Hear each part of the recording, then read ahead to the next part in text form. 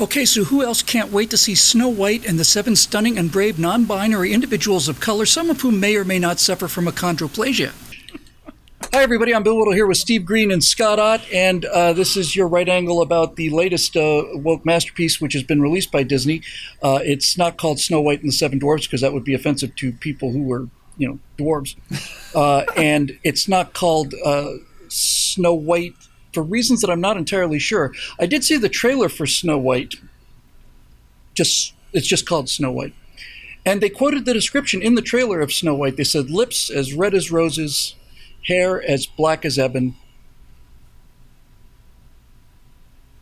and 2 out of 3 ain't bad, apparently, because skin as white as snow was not mentioned in the trailer. Now, everybody knows that they've cast a person of light color for Snow White whose skin was white as snow. But I think the big masterpiece of casting is that the 7 dwarves are not really dwarves. They're just kind of 7 stunning and brave non-binary individuals and so on. So the question actually becomes, why would you make a movie that is so problematic in the first place?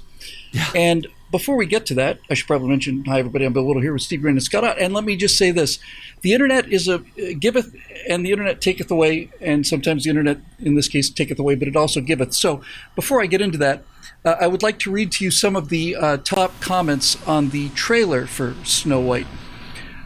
Now, for those of you who've been playing the home game, you may remember that when Rings of Power came out, that it was so far away from what Tolkien wrote that the reviews for Rings of Power talked about their favorite moments in Rings of Power, and as a way of showing this isn't Rings of Power. Here are my favorite comments that I pulled from the trailer for Snow White, and these were the top comments, by the way. There was no mitigation in here.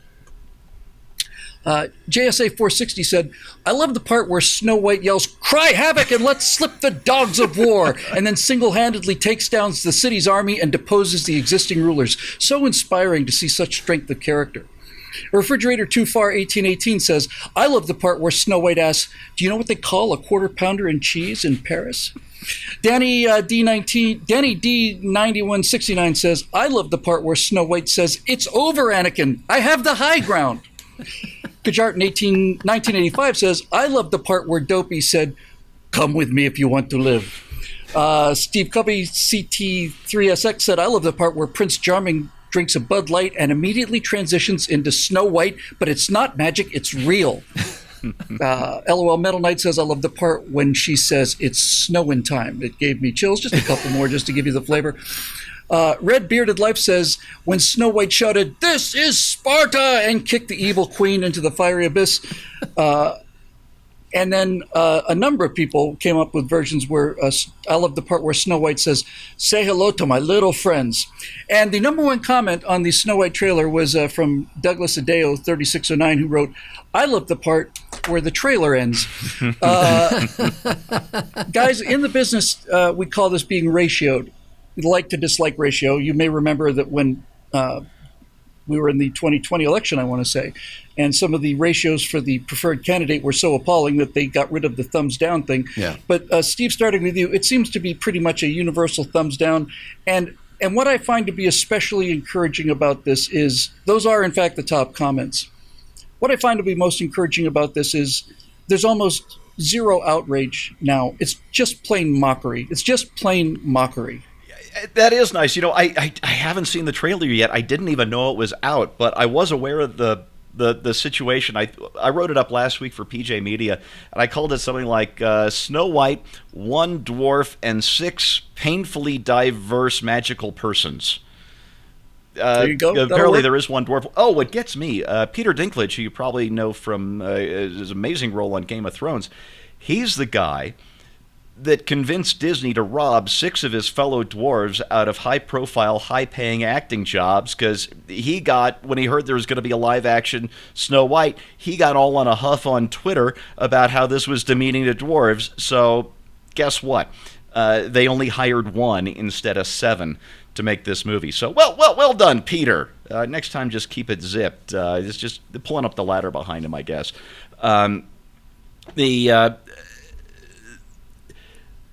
the stills that I saw, because the Daily Mail, before the trailer came out, got a hold of some paparazzi shots of the one dwarf and the 6 painfully diverse magical persons.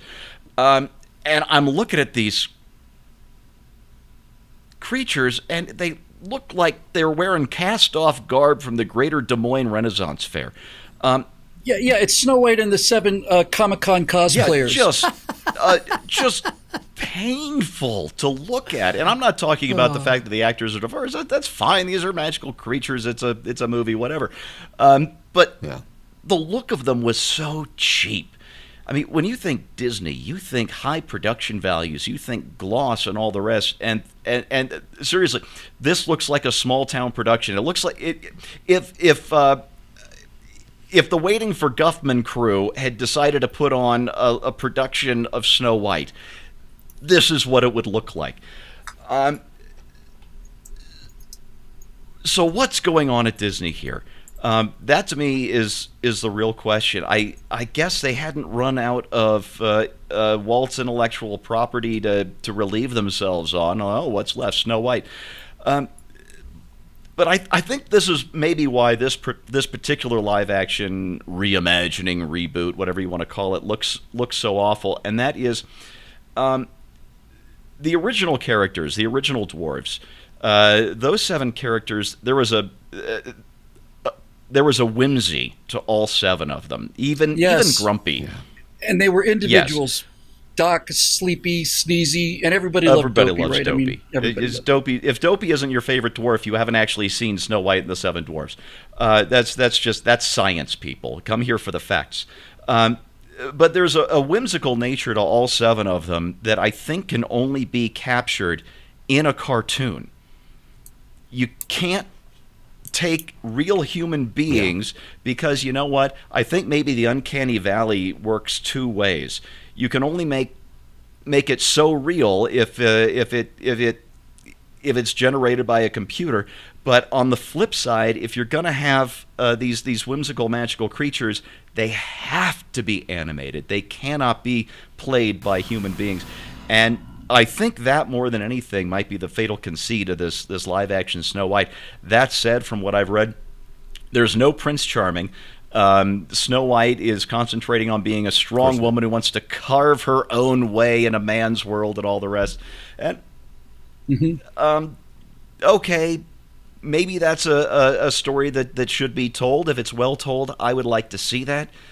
But based on what we've seen out of Disney these last few years, it's not going to be well done.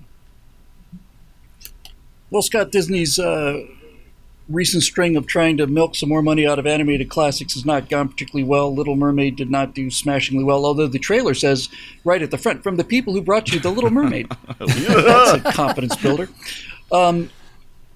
But all of them have, as Steve was pointing out, the CG recreation of the Lion King was appalling. The live action versions of all of these things are terrible, but they keep doing them.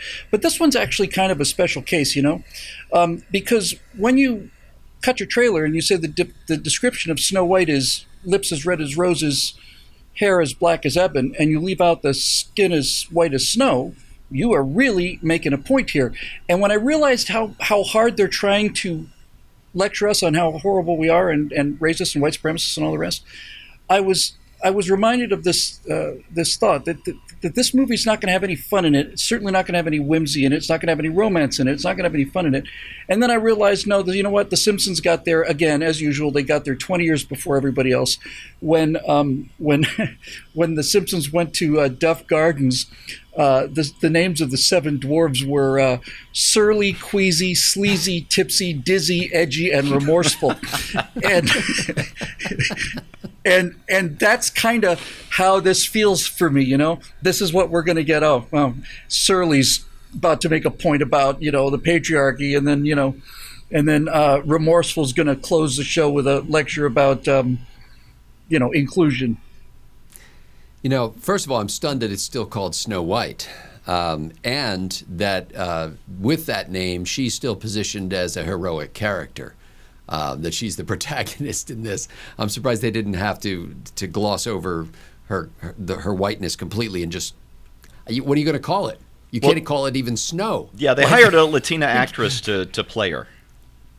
Okay, that helps. Well, it's interesting. I think this, number one, this continues the war on little people employment that began with the Johnny Depp Wonka movie that cast a single person, a single actor, and in the part of all of the Oompa Loompas. So one guy, they just duplicated him, and he played all those parts. So all of the little people in Hollywood who were looking for employment and thinking, oh, great, they're remaking the Wonka movie. We've got a shot here.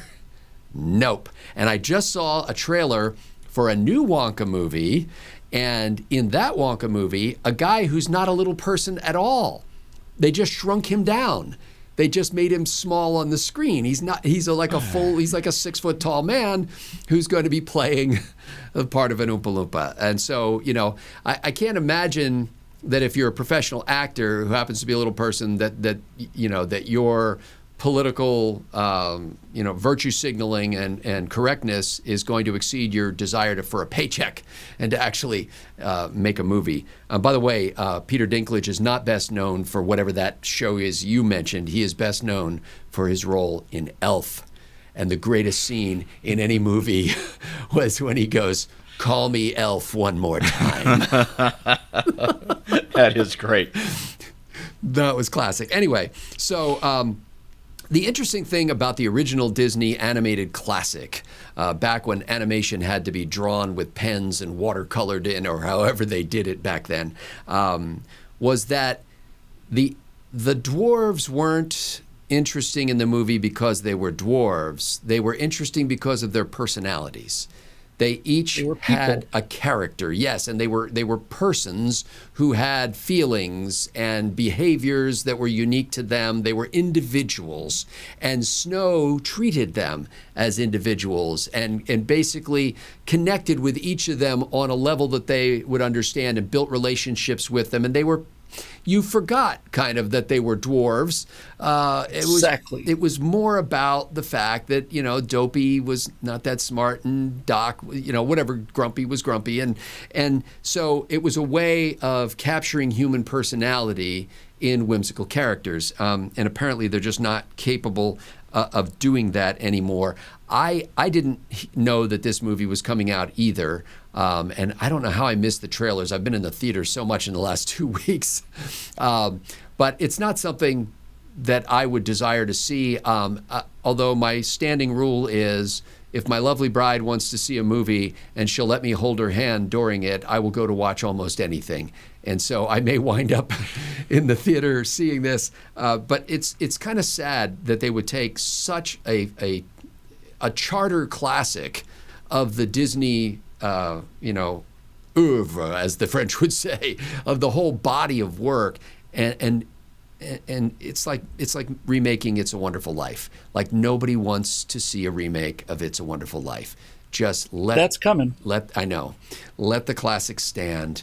Let people have that great memory. They can rewatch it every 7 years. Disney can release it again, or whatever. Now I'm sure it's on all the time streaming. But it's sad. It's sad. I just want to take a second to step back from this movie and all these other movies. And in fact, just to kind of go back way, way up high and look down on this woke idea from like geostationary orbit to get what is this really all about? And in this regard, I was helped enormously by this clip that I'm about to show you from Piers Morgan, where this particular subject came up, exactly the subject that Scott mentioned about, and Steve, about work, but just listen to this, because I think this really highlights the whole thing.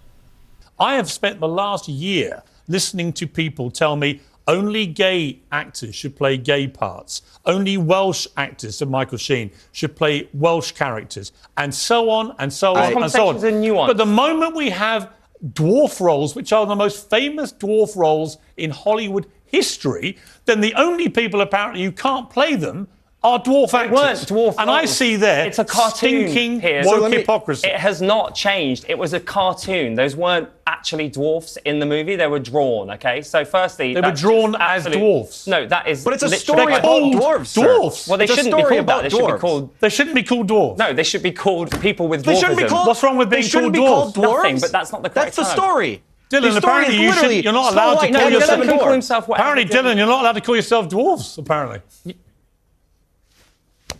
I would love to hear, what should I call myself, sir? I think you should call yourself whatever you feel comfortable with, but as a person... He calls himself a dwarf. Well, that's great. A dwarf. So there you have it, folks. This is wokeism in a nutshell. The actual person who is, in fact, a dwarf on that particular panel with Piers Morgan not only did not have a problem with being called a dwarf, apparently seemed perfectly comfortable and proud of being called a dwarf. It was the white liberal who had absolutely nothing to do with the oppressed class who is going to what was not an oppressed class, telling them that they're an oppressed class, and then telling the person who had no problem with being called a dwarf that he should be offended by being called a dwarf. And here's my handy suggestion for why you're not actually a dwarf. You're actually a person with dwarfism, and this is how we got the title of this show. It is nothing more than vanity and insecurity on the part of these white progressives and also on the part of Peter Dinklage. I'm much more with this gentleman on this panel with Piers Morgan, who simply looks at the world and says, yes, of course I'm a dwarf. Obviously I'm a dwarf. Anybody who looks at me can see I'm a dwarf. What's wrong with that? Yeah. And now we are at the heart of the matter, right? What's wrong with that? What's wrong with having skin as white as snow? It all seems kind of racist and superficial to me. But then again, I'm not a progressive, so I don't get any points for believing in it. For Steve Green and Scott Ott, I'm Bill Whittle. Thanks for joining us, and we'll see you next time right here on Right Angle.